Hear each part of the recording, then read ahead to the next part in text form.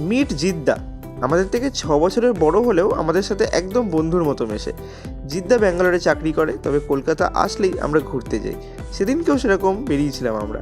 প্রথমে আমরা গেলাম CC1। প্ল্যান ছিল বসে গল্প করব, কিন্তু বৃষ্টিতে বসার জায়গা ভেজা, তো আমরা ঢুকলাম KFC-তে। জিদ্দা আমাদের খাওয়ালো জিঙ্গার বার্গার। KFC আমার খুব একটা পোষায় না, আর আমি খেতেও আসি না সেরকম একটা। এটাই অনেক বছর পর এলাম। চিকেনের সাইজ দেখে ডিসঅ্যাপয়েন্টেড হলাম, খেতেও সেরকম কিছুই স্বাদ পেলাম না।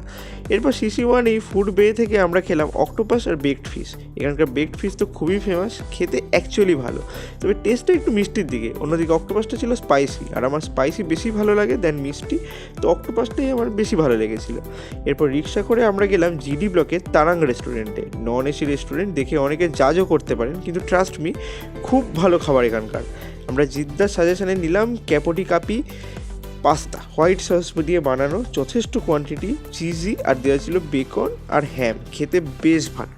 নেক্সট আমরা নিলাম ড্রাই চিলি চিকেন আর ক্রাঞ্চি চিকেন। ড্রাই চিলি চিকেনটা ছিল দারুণ, স্বাদটা কুংপাও চিকেনের মতো, যথেষ্ট ভালো সাইজ।